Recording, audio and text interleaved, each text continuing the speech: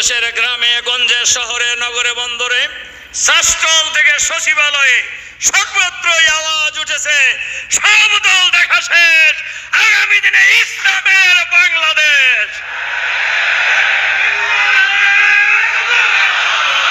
আলিয়ার কওমি বলে বিভেদের দিন শেষ।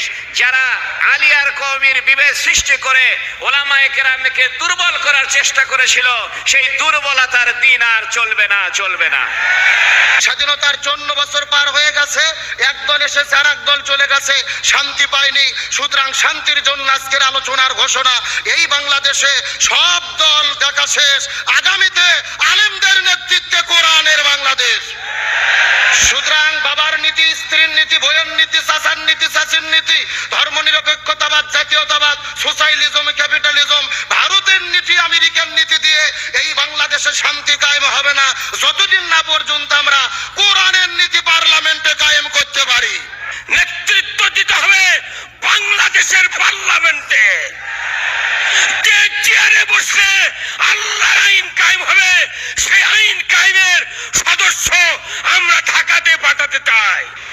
এখন থেকে নির্বাচন পর্যন্ত আমাদের প্রত্যেকটি কথাই হবে বাতিলের বিরুদ্ধে, হকের পক্ষে। আল্লাহ বলেছেন তোমাদের কোনো ভয় নাই, তোমাদের কোনো চিন্তা নাই। আসলে আমাদের সঙ্গে আছেন কে? আমাদের দলও হবে একটা, সেই দলের নাম হবে ইসলাম। আজকে দেখবেন আপনারা যখন ঐক্যবদ্ধ হবেন, শয়তান বসে থাকবে না।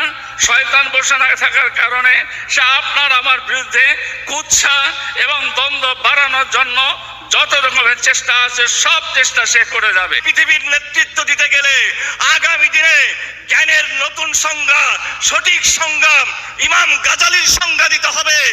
এই বাংলাদেশের মাটিতে আমিরের জামাত জনাব মতিউর রহমান নিজামী সাহেবের রক্ত ঝরেছে। ইসলামকে ভাবে উপস্থাপন করতে হবে। আমরা কথায় কথায় শুধু বলি ইসলাম ধর্ম সকলকে মানতে হবে, ইসলামী আইনটাকে মানুষের সামনে বোঝাতে হবে।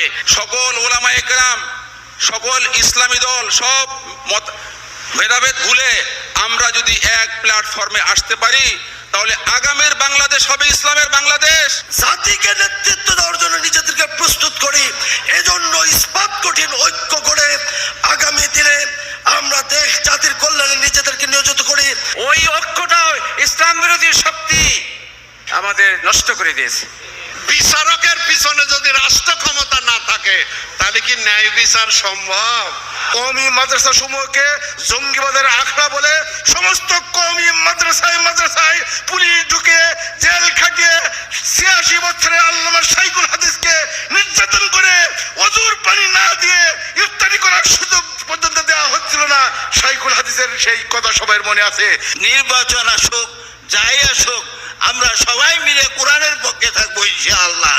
এই জুলাই 24-এর 20 পতিত হয়েছে 12 সালে, যেদিন হযরত মুফতি আমিনী রহমাতুল্লাহ আলাইহিকে 21 মাসের বন্দিত্বকাল থেকে শহীদ করা হয়েছে। আজকে যদি ছোটখাটো বিভিন্ন মাসলাক মানহাজের ইখতিলাফগুলোকে নিয়ে আমরা ভেদাভেদে নিমগ্ন থাকি, তাহলে যারা এই দেশে ইসলামের বিজয় দেখতে চায় না, যারা ওলামায়ে কেরামের শ্রেষ্ঠত্বে বিশ্বাস করে না, তারা আবারও আমাদেরকে পরাজিত করে তাদের গোলামের জিঞ্জিরে আবদ্ধ করতে পারে।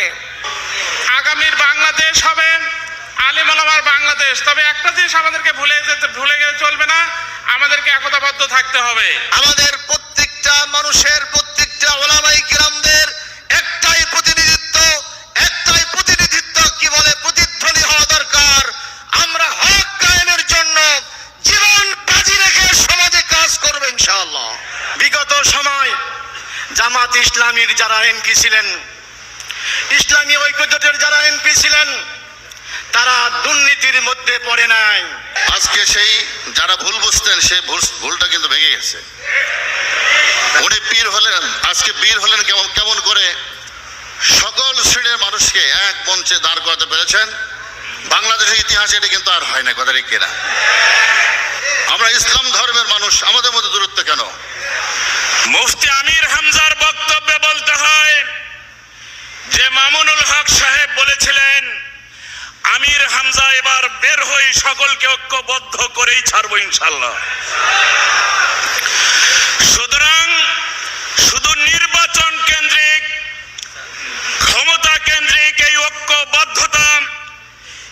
বাংলাদেশে খেলাফত কায়েমকে ত্বরান্বিত করবে না। সমস্ত ইসলামী দলগুলো এক প্ল্যাটফর্মে এসে রাজনৈতিক ভূমিকা রাখলে আগামী দিনে ইসলামী আইন প্রতিষ্ঠিত হবে, আগামী দিনে কোরআনী শাসন প্রতিষ্ঠিত হবে বাংলাদেশে ইনশাআল্লাহ। আপনারা আলেমেরা আল্লাহর কাছে সবচেয়ে প্রিয়, কারণ আলেমেরা আল্লাহকে বেশি ভয় করে, কোরআনে এটা বলা আছে। যেহেতু আপনারা ভয় করেন আর আল্লাহ আপনাদেরকে বেশি ভালোবাসে, আপনাদের সাথে আমরা থেকে এই বাংলাদেশ সাধারণ মানুষের জন্য, মুসলমানের জন্য এই দেশটাকে সুন্দর দেশ আমরা গড়ি। এই দেশে যদি ইসলামের শাসন চালু হয়ে যায় তাহলে অমুসলমানেরও শান্তিতে থাকতে পারবে। বাংলাদেশের শুধু একদল ওলামার কাজ করলেই যথেষ্ট নয়, বাংলাদেশে যত পীর মাশায়েখ বুজুর্গ ওলামে কেরামগণ রয়েছেন, তারপরে আরো যত ইসলামী দল রয়েছেন, সকলকে এই মুহূর্তে ঐক্যবদ্ধ হতে হবে। কথা ঠিক না ব্যাটি?